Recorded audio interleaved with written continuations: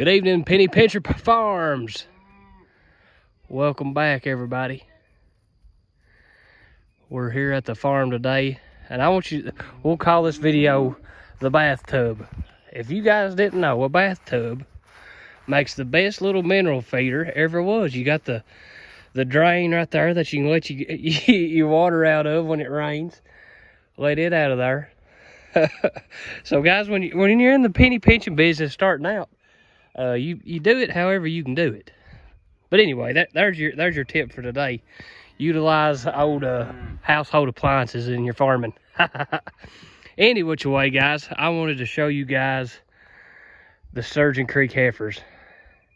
We've not sold them yet. We had several inquiries about them. But guys, I get it. I get it. We are in a weird world right now, and you guys comment down below with the statement that I'm fixing to make, and you add to, take away as you all see fit. But from my viewpoint, guys, the common farmer, cattle producer, cow-calf operation, guys, we can't afford to buy heifers right now for as high as they are. I've had a couple different people come look at these, and they're telling me that they're going to average between 475 and 500 pounds. They said I was weighing them light. So that's good. I mean, that's a good thing. But with that being said, guys, your farmers, your cow-calf guys, we can't buy $2 a pound, 500-pound heifers. We can't do that and come out, guys. So I completely understand when guys come to our farm, man, that's high. But yeah, I know it's high. You have to price them that high because we can take them to the sale barn and get that for them. But it's not the common cow-calf guys that's buying them at the sale barn. Guys, that ought to show you what kind of meat shortage, what kind of cow, what our cow herd looks like here in America. Guys, they are literally killing every kind of animal they can get their hands on to make enough hamburger for the United States and to make enough hamburger for the world, because we ship more out than we eat ourselves. And that's a different argument for a different day. But anyway, it's the truth. Look it up. Any which way, guys, I completely understand when our friends and neighbors come over here to buy these heifers and say, we just can't afford them. They're worth that, but we can't afford them. And I agree 100%. It's a weird time. Used to, back in the good old days, a heifer was a delicacy. You didn't kill a heifer because that's your future mamas, and that's still the case today, and we've got that misconstrued somehow. But any which way, guys, that's kind of what our mind is. And I told Alex at Sturgeon Creek the other day, he said, have you had any luck selling the heifers yet? And I said, no. I said, I'm not. But I tell you, I'm not too, my feelings aren't hurt too bad, because look at these things, guys. These calves, since the grass has started to grow, and listen, guys, we don't have these calves on creep feed. We've got them on high mag garlic salt is what we've got them on. And look at the guts on these things, guys. That number 40 right here looking at us, she's about the prettiest one out of the bunch, in my opinion, because she's got that cut ear. They probably went to try to tag her when she was a baby, and she jerked her head, and they cut it. I've had that happen before. But guys, look at the guts on these heifers, and that's what you want. That's what you want. These gals is approaching 12 months of age, and there's about 2 or 3 in there that's a little bit smaller than the rest.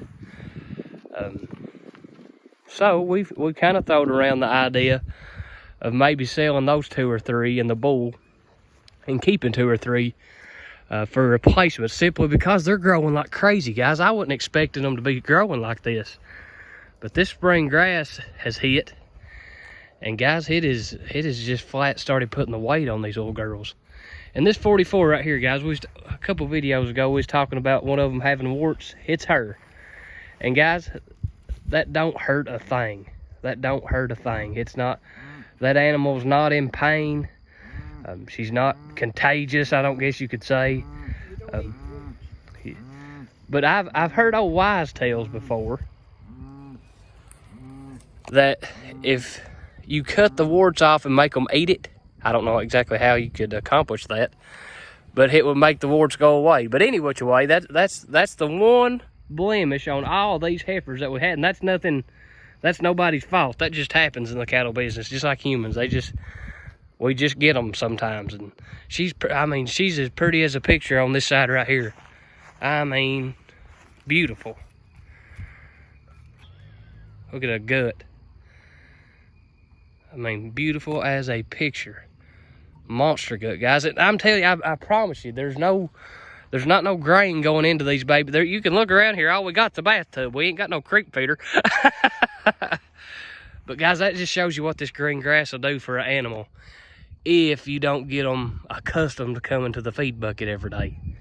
If you got the right genetics, and Sturgeon Creek has got them, if you got the right genetic, the right frame and build on your cattle, guys, you can make it absolutely fine off grass and grass alone. We went the other day, Dad went and got a bag of mineral, and minerals got high, guys. I think, what'd you say, you give $18 for that high mag mineral? For a high mag mineral. 18, is that what you said? He texted me and said, man, minerals got high, $18 a bag. And, and that evening, I was coming home and got behind a fertilizer truck from Southern States. And I thought to myself, man, it ain't near as high as what's in the back of that truck. So, guys, you gotta weigh out all your options here, guys. Do you want to invest in your cows? Do you want to invest in your land? Or do you want to invest in Southern States stock? And guys, I ain't knocking Southern States. That's where we shop at. We just don't buy their fertilizer because we figured out that we don't need it. Any which way, that's a plug for your rotational grazing. But we want to let you guys see these animals. I'm telling you, right there is beautiful. I had some guys come look at them. I said, I think they'll weigh 450. They said, brother, you're way off. I said, what do you mean? They said, they're closer to 550. I said, well, okay, I'll take that. I'll take that. We do have our little bull in here with him, guys, and he was born in September. So I've had a little bit of ridicule from the neighbors about that, but I just don't know if he's mature enough to do anything. So I ain't really worried about it. We put him in here 3 or 4 weeks ago to wean him. And I tell you what, guys, for a bull that's just freshly weaned, he's packing on the weight too. He is packing on the weight too. Look at that right there, number 42. You talk about beautiful. Beautiful. But guys, I just wanted to show you, we've been rotating these heifers, so they are broke to hot wire.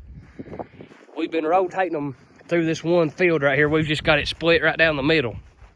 And guys, these heifers are broke to hot wire. And what they don't know right now, I ain't even got the electric on the poly braid, so don't tell them that. But guys, we are hitting the spring flush. It's been in the 70s all week this week here in Eastern Kentucky. This is what they've been on for the last week. Guys, you can't hardly even tell that they've been on it. So that shows you how much the grass is growing. But I'm gonna slip over here to what we've had them off of. You can I don't know if you can see it on the camera, but you can see it with the human eye how much greener this right side is because we've not grazed it in about a week and a half. We've had them off of it. And I don't know, like I say, I don't know if you can see it in the camera, but you can see it plainly with the naked eye. But look at just what a week's worth of rest has got us, guys, on this paddock. I mean, there's a clump of grass that's got blades 10 inches long.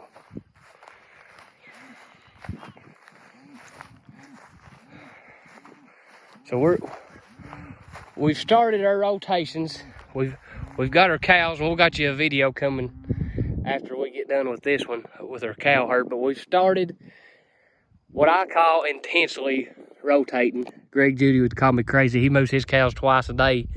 We started, and we only move about every 2 to 3, sometimes even 4 days. But guys, like we've mentioned before, anything is better than nothing. And the results, the proof is in the pudding, guys. Look at this grass. This grass has not had a drop of fertilizer on it since 2018. It's April the whatever, 12th or 13th, whatever it is. Guys, and we've already got clumps of grass that's 12 inches tall. And we've already grazed it. So guys, beautiful evening here in Kentucky. I got you a video coming with the cows, but that's the heifers. They are still for sale. If anybody here local or in the state is interested, you guys just shoot us a message or a comment. Get up with us on Facebook or something like that, and we can make it happen. But like I told Alex, they're looking better every single day, and I don't know if $2 a pound is enough to sway me or not. They're looking that good. But guys, this is Penny Pincher Farm. Have a good day.